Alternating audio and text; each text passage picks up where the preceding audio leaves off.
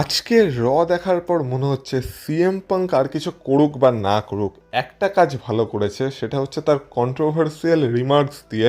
মানে আগের রতে সে যে কন্ট্রোভার্সিয়াল কথাবার্তা বলে দিয়েছিল রোমান রিংসের বাবাকে নিয়ে, সেইটা বলার পর সে আর কিছু করুক বা না করুক, কিন্তু ব্লাড লাইনকে আবার হয়তো একসাথে নিয়ে চলে এসেছে। আর এবার নেক্সট উইকে যেহেতু আমরা আবার রোমান রিংসকে দেখতে পাবো, আর নেক্সট উইক থেকে আমরা রেগুলারই রোমান রিংসকে প্রায় দেখতে পাবো রতে। তো আবার যদি আমরা ব্লাড লাইনকে একসাথে দেখতে পাই, মানে Roman Reigns, J Uso, Jimmy Uso, তাহলে তো কি ভালোটাই না হবে। বিশেষ করে আমরা আবার আমাদের সেই পুরনো ব্লাড লাইনের একটা ঝলক দেখতে পাবো। আমি বলছি না সেই পুরনো ব্লাড লাইনের মতো এইবারও ব্লাড লাইন আবার সেইভাবেই ডমিনেট করবে, কিন্তু হ্যাঁ, ব্লাড লাইনকে একসাথে দেখতে কারই না ভালো লাগে। তো আজকের রতে কী এমন করেছে সিএম পাঙ্ক, সেটা নিয়ে তো কথা হবেই, আর তার সাথে রয়ের আরও কিছু মেন হাইলাইট নিয়ে এই ভিডিওতে কথা বলবো। তাই ভিডিওটা পুরোটা দেখো, স্কিপ করো না, কারণ তোমরা দেখছো রেসল entertainer. So let's start the entertainment.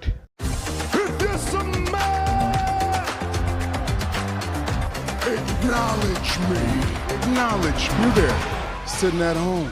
Acknowledge me. আজকের শুরু হয়েছিল রয়ের জেনারেল ম্যানেজার অ্যাডাম পিয়ার্সের সাথে, যেখানে অ্যাডাম পিয়ার্স আজকে সেথ রলিন্সকে কনফ্রন্ট করতে এসেছিল। আর অ্যাডাম পিয়ার্স আজকে সবার প্রথমে সেথ রলিন্সকে কল আউট করে। এবার সেথ রলিন্সকে কল আউট করার পর আমরা দেখতে পাই সেখানে অনেকগুলো মার্কসম্যান চলে আসে, যাকে দেখে অ্যাডাম পিয়ার্সও কনফিউজ হয়ে যায় যে এদের মধ্যে সেথ রলিন্সকে। কিন্তু এই এতগুলো মার্কসম্যানের ভেতর থেকেই একটা মার্কসম্যান সেথ রলিন্স ছিল। তো সে তারপর অ্যাডাম পিয়ার্সের সামনে আসে, নিজের মুখোশটাকে খোলে, সেখান থেকে সেথ রলিন্স বেরায়, আর পুরো ক্রাউড তাকে পপ দিতে থাকে। তো তারপর সেথ রলিন্স আজকে কোনো কথা বলে না, কিন্তু অ্যাডাম পিয়ার্স তাকে বলে যে দেখ সেথ রলিন্স, আমি ভিশনকে খুব একটা পছন্দ করি না, কিন্তু একটা কথা সত্যি, সেটা হচ্ছে আমি রয়ের জেনারেল ম্যানেজার। আমি তোকে এইটা বলবো না যে ভিশনের সাথে যেটা হচ্ছে গত কয়েক সপ্তাহ ধরে সেটা ভুল হচ্ছে, কারণ আমিও জানি ভিশন সেটা ডিজার্ভ করে, কিন্তু তুই যেইভাবে কাজটা করছিস আমার সেটা দেখে ভালো লাগছে না। প্রথম কথা, আমি এইটা হতে দিতে পারি না। দ্বিতীয় কথা হচ্ছে, তুই এখনও মেডিকেলি ক্লিয়ার না। তো আমি মানছি যে তুই প্রত্যেকবার তোর এই মার্কসম্যানের দলের সাথে আসিস, তুই প্রত্যেকবার তাদেরকে অ্যাটাক করিস, অ্যাটাক করে আমরা যখনই তোদেরকে ধরতে যাই তোরা তখন সেখান থেকে পালিয়ে যাস, সব ঠিক আছে, এইভাবে সব কিছু ভালোই চলছে। কিন্তু আমি শুধু সেই দিনের কথা ভাবছি, যদি কোনো দিন তুই ভিশনের হাতে ধরা পড়িস, আর যদি কোনো দিন তুই পালাতে না পারিস, তখন তোর সাথে কী হবে? কারণ তুই এখনও মেডিকেলি ক্লিয়ার না, আর আমি তোর হেলথকে কোনোভাবে রিস্ক করতে পারি না। তাই আমি তোকে রিকোয়েস্ট করব যে তুই এইভাবে অ্যাটাক করিস না, বা তুই যেইভাবে কাজটা করছিস সেভাবে করিস না। তুই আমার সাথে অফিসে চল, আমরা কথা বলি, আর তারপর তুই যখন মেডিকেলি ক্লিয়ার হবি তখন আমি দেখছি যে কি করা যায় আর ভিশনের সাথে তোকে কীভাবে ইনভলভ করা যায়। তো এইটা বলতে বলতে আমরা দেখতে পাই যে সেখানে অস্টিন থিওরি আর লোগান পলও চলে আসে। আর তারা খুব রেগেছিল, কারণ প্রথম কথা সেথ রলিন্স তার মানে তাদের যে ওয়াইজ ম্যান পল হেমান তাকে অ্যাটাক করে দিয়েছিল। তারপর এলেনাইটটাকে অ্যাম্বুলেন্সে করে নিয়ে কোথায় চলে গেছিলো, হাসপাতালে নিয়ে যাওয়ার নাম করে, সেটাও তারা জানে না। পল হেমানকেও খুঁজে পাওয়া যাচ্ছে না, তাদের সাথে ব্রনসন রিড, ব্রন ব্রেকার কেউ নেই। তো তারা রেগে আছে, এই সব কিছুই হয়েছে সেথ রলিন্সের জন্য। তাই তারাও সেথ রলিন্সকে এই সবের জন্য দায়ী মনে করে, আর তারা বলে আজকে তারা সেথ রলিন্সকে ছাড়বে না।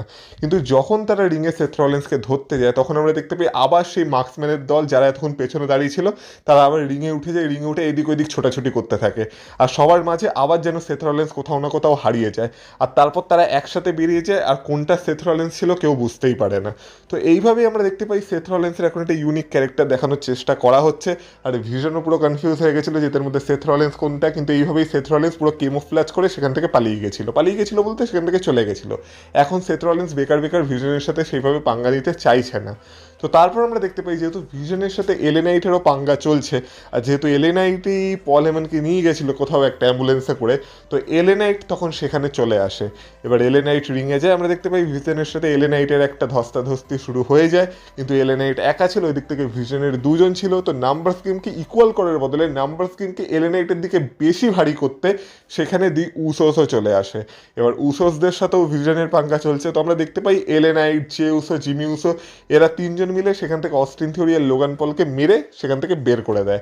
তো এইভাবে আজকে রয়ের ওপেনিং সেগমেন্ট ছিল, আর এখনও উসোসদের কাজ এই রতে বাকি ছিল, যেটা নিয়ে একটু পরে কথা হবে। কিন্তু এইভাবেই আজকের শুরু হয়ে গেছিলো, যেখানে আমরা সেথ রলিন্সকেও দেখতে পেয়ে গেছিলাম, আমরা এটাও বুঝে গেছিলাম যে এলেনাইট, ভিশন, উসোস, ভিশন, এদের গল্প এখনও ভবিষ্যতে চলবে, আর হয়তো রেসেলমেনিয়াতে এদের মধ্যে কিছু একটা ঘটতে পারে।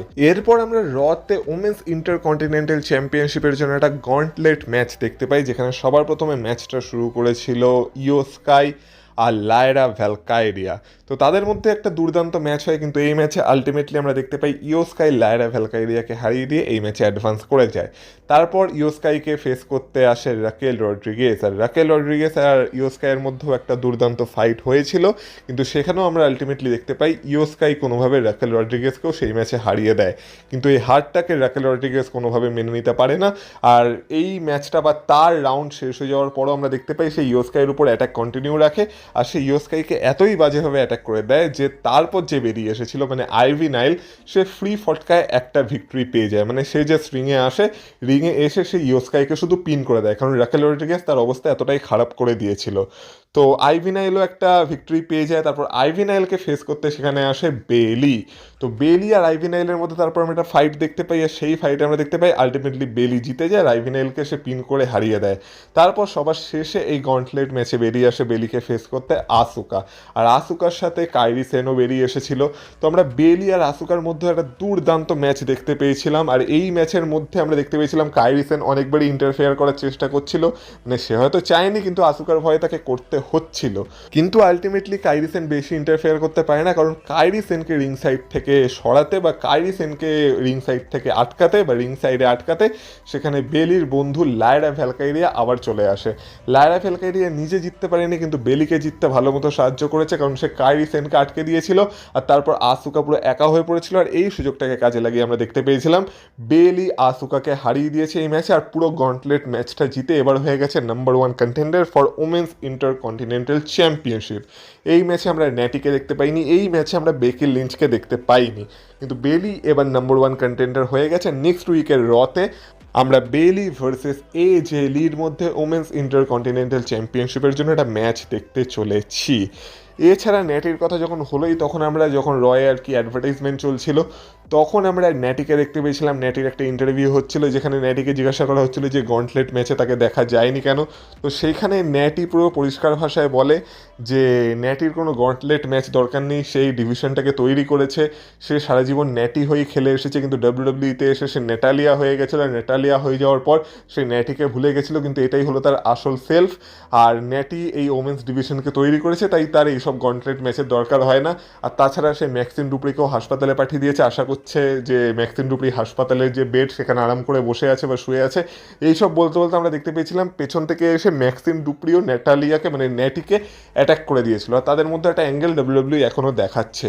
যাই হোক না কেন, এবার আসে রয়ের সব থেকে ইন্টারেস্টিং জিনিস, মানে আমার সব থেকে প্রিয় জিনিস। আমরা ব্যাক স্টেজে দেখতে পাই যে এল গ্রান্দে আমেরিকানো, অরিজিনাল এল গ্রান্দে আমেরিকানো সে আসছে। সে কেন আসছে? কারণ তার আজকে একটা ইন্টারকন্টিনেন্টাল চ্যাম্পিয়নশিপের ম্যাচ ছিল এগেনস্ট পেন্টা, কিন্তু তাকে আটকে দেয় কে? তাকে আটকে দেয় ড্যান হজন। আর ড্যান হজন বলে যে তোকে দেখে খুব ভালো লাগছে, আর তোর এই মাস্কটা আমার খুব পছন্দ হয়েছে। একটা সময় ছিল যখন আমিও মাস্ক পরতাম, আর আমার মনে হয় আমার আবার সেটা ট্রাই করা উচিত, এতে আর কি আমি আরও বেশি প্রফিট করতে পারবো, ডাব্লিউডাব্লিউ আরও বেশি টাকা কামাতে পারবে। তো এক কাজ কর, আমার কাছে এই মুহূর্তে তো মাস্ক নেই, তুই তোর মাস্কটা আমাকে দিয়ে দে, আমি তোর মাস্কটা একটু ট্রাই করে দেখি। বলে অরিজিনাল এল গ্রান্দে আমেরিকানোর মাস্ক খুলতে চায়, কিন্তু অরিজিনাল এল গ্রান্দো তাকে মানে অরিজিনাল এল গ্রান্দে আমেরিকানো, অরিজিনাল এল গ্রান্দে আমেরিকানো তাকে আটকে দেয়। আটকে দিয়ে বলে রুল, মানে প্রথম রুল, যে কোনো লুচার কোনো দিন মাস্ক খুলতে নেই। আর তারপর সে বলে যে এই জন্য সে তাকে মাস্ক পরতে দেবে না। আর আরেকটা কথা, যে তার এখন ইন্টারকন্টিনেন্টাল চ্যাম্পিয়নশিপের জন্য ম্যাচ আছে, তো সেই জন্য সে যেন এখন তাকে ডিস্টার্ব না করে, সে যেন এখান থেকে চলে যায়। তো সে যখন ড্যান হজনকে সেখান থেকে চলে যেতে বলে, তখন ড্যান হজন বলে তো তুই চাইছিস ড্যান হজনকে এখান থেকে চলে যেতে, মানে আমি এখান থেকে চলে যাই, তুই ড্যান হজনকে তাড়িয়ে দিচ্ছিস, এটা তুই করতে পারিস না, তুই ড্যান হজনের সাথে কাজ করতে চাইছিস না, তার মানে হচ্ছে ইউ আর কার্সড। আর এটা বলার পর আমরা দেখতে পাই যে সে আবার সেখান থেকে অদৃশ্য হয়ে যায়। আর তারপর ওইখান থেকে অরিজিনাল এল গ্রান্দে আমেরিকানো বলে যে কি ভুলভাল কথা বলছে, কি কার্সড, দূর আমি এসব মানি না। কিন্তু পেছন থেকে লস আমেরিকানোস মানে আর দুই ছোট ছোট এল গ্রান্দে আমেরিকানো, তারা তাকে তাড়া করতে থাকে। আর কেন তাড়া করছিল সেটা আমরা একটু পরে জানতে পারবো, কিন্তু তার আগে আমি তোমাদের একটা কথা বলে রাখি, আমারও মনে হচ্ছে তোমরা সহজ কথায় মানবে না। আমি তোমাদেরকে বারবার বলছি, রাসেলমেনিয়ার আগে আমি 20,000 সাবস্ক্রাইবার্সের টার্গেট নিয়েছি, আর সেটা তোমাদেরই হাতে আছে, তোমরাই কমপ্লিট করতে পারো। আর উপরে তোমরা সাবস্ক্রাইবার কাউন্টও দেখতে পাচ্ছ, তো এটাকে 20,000-এর কাছাকাছি নিয়ে যেতে হবে, বা 20,000 অব্দি নিয়ে যেতে হবে রাসেলমেনিয়ার আগে, আর সবই তোমরা করতে পারো। আর ড্যান হজন, যদি এরা 20,000 সাবস্ক্রাইবার অব্দি আমাকে নিয়ে যেতে না পারে রাসেলমেনিয়ার আগে, তাহলে কি হবে? You are cursed. একদম। তো এখন তো ড্যান হজেনও বলে দিয়েছে, তো ড্যান হজেনের অভিশাপ থেকে বাঁচতে এবার তো করতেই হবে। তো সাবস্ক্রাইব করো, তাড়াতাড়ি সাবস্ক্রাইব করো। অবশ্যই যদি আমার ভিডিও তোমাদের ভালো লেগে থাকে তবেই করো, বেকার বেকার করতে হবে না। আমার কাজ ভালো লাগলে, ভিডিওটা ভালো লাগলে তবেই ভিডিওটাকে লাইক করো আর চ্যানেলটাকে সাবস্ক্রাইব করো। কিন্তু যাই হোক না কেন, ড্যান হজেনের অভিশাপ তো ফলেছিল। কারণ আমরা রিংয়ে দেখতে পাই পেন্টাকে, যেখানে পেন্টা আর কি একটা স্পিচ দিয়েছিল, যেহেতু সে ইন্টারকন্টিনেন্টাল চ্যাম্পিয়নশিপ জিতে গেছে। সেখানে সে সবাইকে থ্যাংক ইউ বলছিল। সে বলছিল এই চ্যাম্পিয়নশিপটা তার কাছে কতটা, এই চ্যাম্পিয়নশিপটাকে সে কতটা রেসপেক্ট করে, সেই চ্যাম্পিয়নশিপটা কীভাবে জিতেছে, কীভাবে স্ট্রাগল করে জিতেছে, এইভাবেই সে সবাইকে থ্যাংক ইউ বলছিল। কিন্তু তারপর আমরা দেখতে পাই যখন তার অপোনেন্টের বেরিয়ে আসার কথা থাকে, সেখানে অরিজিনাল এল গ্র্যান্ডে আমেরিকানোর জায়গায় এল গ্র্যান্ডে আমেরিকানো বেরিয়ে আসে। তার মানে ড্যান হজেনের অভিশাপ ফলে গেছে, আর অরিজিনাল এল গ্র্যান্ডে আমেরিকানোর সাথে ব্যাকস্টেজে কিছু একটা তো বাজে হয়ে গেছে, যেটা আজকে ডাব্লিউডাব্লিউ আমাদের দেখায়নি। কিন্তু অরিজিনালের জায়গায় নকল এল গ্র্যান্ডে আমেরিকানো সেখানে বেরিয়ে আসে। পেনটা ভাবে এটা কি হলো, এর সাথেও তো তার ম্যাচ হওয়ার কথা ছিল না। কিন্তু এল গ্র্যান্ডে আমেরিকানো তো এল গ্র্যান্ডে আমেরিকানোই। তো আলটিমেটলি আমরা দেখতে পাই নকল এল গ্র্যান্ডে আমেরিকানো ভার্সেস পেন্টার মধ্যে ইন্টারকন্টিনেন্টাল চ্যাম্পিয়নশিপের জন্য একটা ম্যাচ হয়। আর সেই ম্যাচের শেষে পেন্টা নকল এল গ্র্যান্ডে আমেরিকানোকে হারিয়ে দিয়ে তার ইন্টারকন্টিনেন্টাল চ্যাম্পিয়নশিপ সাকসেসফুলি রিটেন করে নেয়। কিন্তু ইন্টারকন্টিনেন্টাল চ্যাম্পিয়নশিপের কথা যখন হচ্ছে, তখন এর পরের যে সেগমেন্টটা ছিল সেটা বলা যেতে পারে আজকের রয়ের হাইলাইট ছিল। তো আমাদের former intercontinental champion Dominik Mysterio আজকে জাজমেন্টের ক্লাব হাউসে ফিন বেলারকে খুঁজছিল ব্যাকস্টেজে, কিন্তু ফিন বেলারকে কোথাও পাওয়া যাচ্ছিল না। তো জেডি ম্যাকডোনা বলে ঠিক আছে, আমি ফিন বেলারকে খুঁজে আনছি। আর ডমিনিক বলে যে আমাকেও রিংয়ে যেতে হবে, আমার মনে কিছু কথা আছে, সেগুলোকে আমাকে বের করতে হবে। তো আমরা ডমিনিককে রিংয়ে দেখতে পাই, ওদিক থেকে জেডি ম্যাকডোনাও ফিন বেলারকে খুঁজে রিংয়ে নিয়ে যায়। আর তারপর ডমিনিক বলে তুই কোথায় ছিলি ফিন, আর আগের উইকে ওটা কী হলো? তখন ফিন সবার প্রথমেই বলে, মানে ফিন বেলার সবার প্রথমেই বলে যে দেখ ডমিনিক, এটা আমি মানছি যে আগের উইকে তুই তোর ম্যাচটা হেরে গেছিস, তোর কাছে এখন ইন্টারকন্টিনেন্টাল চ্যাম্পিয়নশিপ নেই, আর সেটা হয়তো আমার কারণেই হয়েছে, তো আমি সেটার জন্য তোকে সরি বলছি। কিন্তু আমি এটাও তোকে বলতে চাই যে দেখ, আমি সবসময় তোর পেছনে থেকেছি। জাজমেন্টে একটা পরিবারের মতো আমরা সবাই সবাইকে সাপোর্ট করি, আর আমি ভবিষ্যতেও তোর পেছনে থাকতে রাজি আছি। কিন্তু হ্যাঁ, এই কথাটাও ঠিক যে তুই আমাকে বলেছিলি যে তুই greatest mystery of all time হতে চাস, আর আমি মনে করি তোর মধ্যে সেই ক্যাপেবিলিটি আছে, তোর মধ্যে সেই প্রতিভা আছে, তুই সেটা হতে পারিস। শুধু তোকে একটু নিজেকে ঠিক করতে হবে। আমি গত কয়েক বছর ধরে তোকে এইটাই শিখিয়ে চলেছি বা তোকে শেখানোর চেষ্টা করছি যে কিছু কিছু সময় তোর নিজের লড়াই তোকে নিজেকে লড়তে হবে। আর আমার মনে হচ্ছে যে মানে যত দিন গেছে আমার ততই মনে হয়েছে যে আমার এইসব শেখানো হয়তো বৃথা গেছে। আর তোর বাবা মানে রে মিস্ত্রি হয়তো ঠিক বলেছিল যে তুই আর কিছু না, তুই হলি একটা বিগড়ে যাওয়া বাচ্চা। মানে এত ভদ্র ভাষায় বলেনি, সে একটু গালাগালি প্রয়োগ করেছিল আর কি এর মধ্যে। তো এইটা শুনে তো ডমিনিক খুবই রেগে যায়, সে ফিন বেলারকে ধাক্কা মেরে দেয়। আর ফিন বেলারকে ধাক্কা মারার পর ফিন বেলার আর আজকে নিজের রাগকে ধরে রাখে না, ফিন বেলার ডমিনিককে অ্যাটাক করে দেয়। তখন জেডি ম্যাকডোনা আর কি ফিন বেলারকে সামলানোর চেষ্টা করে, ওই দিক থেকে রাকেল রড্রিগেজ আর লিভ মর্গান তো অবাক হয়ে যায় যে এটা ফিন বেলার কী করলো। তো আমরা দেখতে পাই সেখান থেকে ফিন বেলার আর ডমিনিকের মধ্যে একটা মারপিট শুরু হয়ে যায়। এবার মাঝখান থেকে জেডি ম্যাকডোনা সবার প্রথমে ফিন বেলারকে মানে আটকানোর চেষ্টা করছিল, কিন্তু ফিন বেলার তারপরেও ডমিনিকের উপর অ্যাটাক কন্টিনিউ রাখে।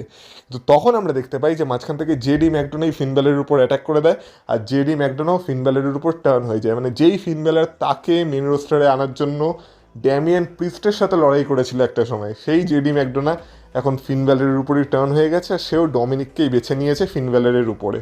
তো আমরা দেখতে পাই তারপর পুরো জাজমেন্টে ফিন বেলারের উপর টার্ন হয়ে যায়, জেডি ম্যাকডোনা, ডমিনিক, এমনকি লিভ মর্গান আর রাকেল রড্রিগেজও ফিন বেলারের উপর অ্যাটাক করতে থাকে। তো ফিন বেলার ফাইট ব্যাক করার চেষ্টা করেছিল, কিন্তু আলটিমেটলি নাম্বারস গেম ফিন বেলারের এগেনস্টে ছিল, তাই ফিন বেলার আজকে চেয়েও কিছু করতে পারেনি। আর সেই যে রিং বেলের যে হ্যামার, সেটাকে আজকে ডমিনিক নিয়ে আসে, সবার প্রথমে সেটা দিয়ে সে ফিন বেলারকে অ্যাটাক করে। তারপর সেই হ্যামারটাকে সে তার নিজের পায়ে আটকে সে ফিন বেলারকে একটা 619 মারে জেডি ম্যাকডোনার সাহায্যে। তারপর সে পরপর দুটো ফক্স প্লেস মারে ফিন বেলারের উপর একটা নর্মাল, আর দ্বিতীয় যে লাস্ট ফক্স প্লেসটা সে মেরেছিল সেটা মেরেছিল সে স্টিল চেয়ারের সাপোর্ট নিয়ে, আর সেখানেও জেডি ম্যাকডোনা তাকে সাহায্য করেছিল। তো পুরো জাজমেন্টে এবার ফিন বেলারের উপর টার্ন করে গেছে, মানে ফিন বেলার যে এখন জাজমেন্ট ডে থেকে আলাদা হয়ে গেছে এটা তো একদম 100% কনফার্ম হয়ে গেছে। আর যেইভাবে আজকে ফিন বেলারের উপর অ্যাটাক করা হয়েছে সেটা থেকে আমরা বুঝতে পারছি যে নাম্বারস গেম সবসময় ফিন বেলারের এগেনস্টে থাকবে, আর এই নাম্বারস গেমকে যদি ইকুয়াল করতে হয় ফিন বেলারকে একজনই সাহায্য করতে পারে, সেটা হলো তার ডিমন পার্সোনা বা ডিমন ফিন ব্যালার, আর সেটা খুব তাড়াতাড়ি হয়তো আমরা দেখতে চলেছি। এবার ডিমনের কথা যখন হচ্ছে তখন আমরা আর এক রাক্ষসকেও আজকে রতে দেখতে পেয়েছিলাম, যেটা হচ্ছে ওবা ফেমি। তো ওবাফেমি আজকে রতে আসে আর আজকে প্রথমবারের জন্য মনে হয় যে ওবাফেমি একটা পারফেক্ট অপোনেন্ট পেয়েছিল, কারণ তাকে আজকে ফেস করতে এসেছিল রুসেভ। আর রুসেভ আর ওবাফেমির মধ্যে আজকে আমরা ম্যাচ দেখতে পাই। যেমন বললাম যে প্রথমবারের জন্য মনে হয়েছে যে ওবাফেমির সামনে একটা পারফেক্ট অপোনেন্ট এসেছে, যদিও সেটার কোনো লাভ হয় না, কারণ আজকে রুসেভ ওবাফেমিকে একটু হলেও কম্পিটিশন তো দিয়েছে, মানে ওবাফেমি একতরফা ম্যাচটা জিতে যায়নি, কিন্তু আলটিমেটলি রুসেভের পাওয়ার ওবাফেমির পাওয়ারকে ওভারকাম করতে পারে না। আর ওবাফেমি এখান থেকে বেশি পাওয়ারফুল মানুষ হিসেবে বেরিয়ে আসে, যখন আমরা দেখতে পাই লাস্টে ওবাফেমি রুসেভকে একদম তুলে ছুঁড়ে মুড়ে ফেলে দিয়েছিল, আর তার যে ফিনিশার মানে ফল ফ্রম দ্য গ্রেস সেইটা যখন সে মেরে দিয়েছিল রুসেভকে, তখন আর রুসেভ কিক আউট করতে পারে না। আর ওবাফেমি এই ম্যাচটাও খুব সহজেই জিতে যায় আর রুসেভকে হারিয়ে দিয়েছে। এবার মনে হচ্ছে ওবাফেমিকে একজনই থামাতে পারে বা ওবাফেমিকে একজনই আটকাতে পারে বা সক্ষম একজনই আটকাচ্ছে, সে হচ্ছে ব্রক লেসনার। আর যখন ব্রক লেসনারের সামনে ওবাফেমি আসবে তখনই হয়তো ওবাফেমি একটা লেজিট কম্পিটিশনও পাবে, মানে পারফেক্ট কম্পিটিশন পাবে 1-on-1, যে কিনা ওবাফেমিকে হারানোর ক্ষমতা রাখে। রুসেভ চেষ্টা করেছিল কিন্তু রুসেভ সফল হয়নি।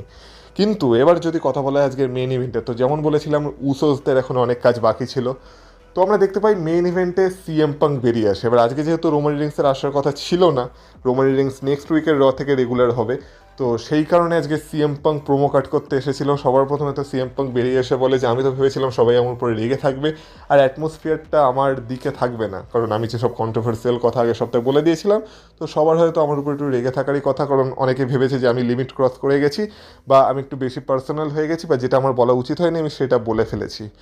তো যাই হোক না কেন, এবার এটা বলতে বলতে তখন আমরা দেখতে পাই যে সবাই ওটিসি ওটিসি চ্যান্ট করতে থাকে। তো সিএম পাঙ্ক বলে, ও তোমরা চ্যান্ট করছো, ঠিক আছে একটু দাঁড়িয়ে যাও, হয়তো ওটিসি আজকে দেখা দিতে পারে। কিন্তু আমরা সবাই জানতাম রোমান রিংস তো আজকে বেরাবে না, তো সবাই তখন ভাবে যে সত্যি আর চ্যান্ট করে লাভ নেই, তো তখন সবাই আর ওটিসি ওটিসি চ্যান্ট না করে আবার সিএম পাঙ্ক চ্যান্ট করতে থাকে। তারপর সিএম পাঙ্ক বলে যে এই যে চ্যাম্পিয়নশিপটা এখানে এসেছে, এই চ্যাম্পিয়নশিপটা এখানে এই কারণেই এসেছে কারণ রোমান রিংস প্রত্যেক উইকে শো আপ করতো না, রোমান রিংস তার টাইটেলকে ডিফেন্ড করতো না, কিন্তু আমি এত চ্যাম্পিয়ন আমার টাইটেলকে ডিফেন্ড করি। আমি একজন ফাইটিং চ্যাম্পিয়ন হতে চাই, কারণ আমার মনে হয় তোমরা সবাই একটা ফাইটিং চ্যাম্পিয়নকে ডিজার্ভ করো। আর তার সাথে এই কথাটাও সত্যি যে আমি হলাম বেস্ট ইন দ্য ওয়ার্ল্ড, আর আমার সাথে যদি রিংয়ে কম্পিট করতে হয় তাহলে আমার লেভেলে আসতে হবে, কারণ আমি এই কম্পিটিশনটাকে অনেক হাই লেভেলে নিয়ে গেছি, আমি এই জায়গাটাকে অনেক লেভেল আপ করে দিয়েছি। আর আমার সামনে দাঁড়াতে গেলে যেমন তোমাকে ইন রিং স্কিলও লেভেল আপ হতে হবে, তেমন মাইক স্কিলও মানে মাইকেও লেভেল আপ হতে হবে, কারণ তুমি যদি মাইকে আমার সামনে কথা ঠিকঠাক মতো না বলতে পারো তাহলে আমি তোমার মুখে থাপ্পড় মারার মতো করে আমি তোমাকে কথাবার্তা শুনিয়ে দিতে পারি। কিন্তু আমার মনে হয়েছিল আগের উইকে আমি আমার লেভেলকে নামিয়ে এনেছিলাম, আমি আমার লেভেলকে রোমান রিংসের লেভেলে নামিয়ে এনেছিলাম। এই বলার পর সে আরও কিছু বলতে, সেখানেই আমরা দেখতে পাই জে উসো আর জিমি উসো তাকে ইন্টারফেয়ার করে। আর আজকে জে উসো আর জিমি উসো দুজনই খুব রেগেছিল, বিশেষ করে জে উসো। জে উসো তো রিংয়ে গিয়েই সবার প্রথমে মাইক তুলে সিএম পাঙ্ককে বলে ক্ষমা চা, তুই ক্ষমা চা। এবার তখন সিএম পাঙ্ক বলে যে আবার রোমান রিংস নিজের কথা বলতে নিজের কাজিনদেরকে পাঠিয়ে দিয়েছে। তখন জে উসো বলে রোমান রিংস এখানে কাউকে পাঠায়নি, এখানে আমরা রোমান রিংসের হয়ে কোনো কথা বলতে আসিনি, আমি শুধু একটা জিনিসই চাই, তুই এখনই এখানে ক্ষমা চাইবি, কারণ তুই আগের উইকে আমার ফ্যামিলিকে নিয়ে যা বলেছিস সেটা তুই ঠিক করিসনি, তোকে ক্ষমা চাইতে হবে। তো আমরা দেখতে পাই জে উসোকে শান্ত করে এবার জিমি উসো একটু বুঝিয়ে সিএম পাঙ্ককে বলে যে দেখ সিএম পাঙ্ক, দেখ ফিল, আমি তোকে রেসপেক্ট করি, আমি জানি তুই ভয়েস অফ দ্য ভয়েসলেস, তুই নিজেকে তাই মনে করিস, আর তুই এই কোম্পানিতে যারা আর কি কথা বলতে পারতো না তুই তাদের ধরনের কথাবার্তা বলেছিস, আর তোর মধ্যে এই ব্যাপারটা আছে, যেই ব্যাপারটার জন্যই তোকে অনেকে রেসপেক্ট করে, আমিও তোকে রেসপেক্ট করি। কিন্তু তোকে একটা কথা মনে রাখতে হবে যে দেখ, তুই রোমান রিংসের নামে যত ইচ্ছা বাজে কথা বলতে পারিস, রোমান রিংসের নামে যত ইচ্ছা ট্র্যাশ টক করতে পারিস, কিন্তু তুই নিজেকে ভয়েস অফ দ্য ভয়েসলেস বলিস তো। কিন্তু তুই আগের সপ্তাহে কী করেছিস, তুই আগের সপ্তাহে আমাদের লেট আঙ্কেল যে কিনা মারা গেছে, যার কোনো ভয়েস নেই, তাকে নিয়ে কথা বলেছিস, আর এটা তুই খুবই খারাপ করেছিস। তার জন্য আমরা একটা জিনিসই চাই, তুই অ্যাপোলোজাইজ কর, মানে তুই ক্ষমা চা। তো তখন আমরা দেখতে পাই যে সিএম পাঙ্ক বলে যে গুড, আমি বুঝতে পারছি তোরা কী বলতে চাইছিস, তোর ভাই একটু হয়তো বেশি রেগে আছে, কিন্তু দেখ আমি তোকে একটা কথা বলতে চাই যে আমি তোদের ফ্যামিলিকে রেসপেক্ট করি, আর তোর ফ্যামিলির সাথে আমার ইতিহাস অনেক বেশি, এই লোকজনেরা যা জানে তার থেকেও অনেক বেশি। হ্যাঁ এটা ঠিক, আমি তোর আঙ্কেল সিকাকে চিনি না, মানে রোমান রিংসের বাবাকে সিএম পাঙ্ক তো ভালোভাবে চেনে না, কিন্তু সিকার যে ভাই মানে আফা, তাকে আমি ভালো মতো চিনি, আর আমি তার কাছে অনেক কিছু শিখেছি।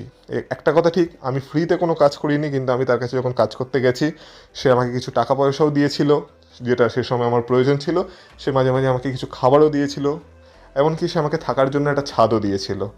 তো মানে আমার মাথার উপর একটা ছাদও দিয়েছিল। তো আফা আমার লাইফে অনেক কিছু করেছে। আমার এখনও মনে আছে যে যখন আমি তোর ফ্যামিলির মেম্বারদের সাথে গাড়ি করে যেতাম, রেসলিং শোগুলো দেখতে আসতাম, ছোট ফিলের কাছে, মানে যখন আমি ছোট ছিলাম তখন আমার কাছে এটা একটা স্বপ্ন ছিল, আমি তাদের থেকে অনেক কিছু শিখেছি। আর এটাও ঠিক, তোর ফ্যামিলির সবাই আমাকে সেই রেসপেক্টটা ফেরতও দিয়েছে। আমি যেমন তোর ফ্যামিলি মেম্বারদের রেসপেক্ট করি, তেমন তোর ফ্যামিলি মেম্বাররাও আমাকে সেই রেসপেক্টটা ফেরত দিয়েছে, শুধু ওই একটা সান অফ আ বিচ বাদে। আর সেটা সে রোমান রিংসের কথা বলতে থাকে।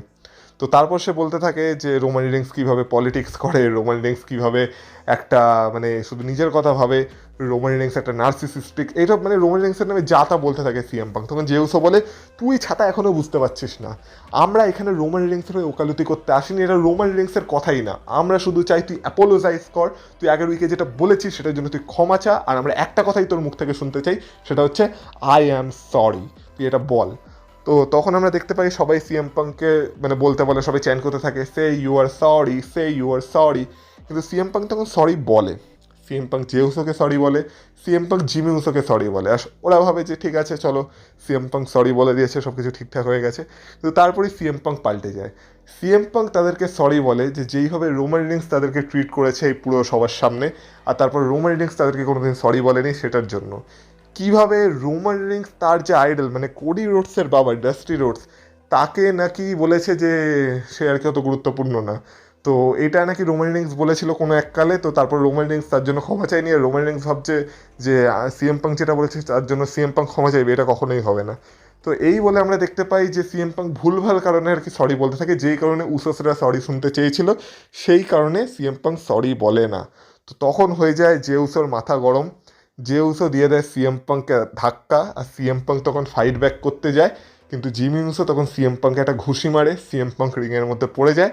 আর আমরা দেখতে পাই জেউসো আর জিমি উসো রাগের সাথেই রিং থেকে চলে যায়। তো আজকে আর তারা সিএম পাঙ্কের সাথে কোনো পাঙ্গা নেয় না। কিন্তু এবার তোমরা ভাবো, রোমান রিংসের ফ্যামিলিকে ডিসরেসপেক্ট করার জন্য, রোমান রিংসের বাবাকে অপমান করার জন্য যদি উসোসরা এত রেগে থাকতে পারে, তাহলে নেক্সট উইকে যখন রোমান রিংস আসবে রিংয়ে, রোমান রিংস সিএম পাঙ্কের কী হাল করে ছাড়বে? রোমান রিংস কি আদৌ কোনো কথা বলবে সিএম পাঙ্কের সাথে, নাকি এবার রোমান রিংস ডিরেক্ট অ্যাকশন করতে আসবে? সেটা দেখার জন্য নেক্সট উইকের র সত্যিই খুব গুরুত্বপূর্ণ র হতে চলেছে। আর তাই আমি বলছিলাম শুরুর দিকে যে সিএম পাঙ্ক আর কিছু করুক বা না করুক, ব্লাড লাইনকে তো আবার একসাথে করে দিয়েছে।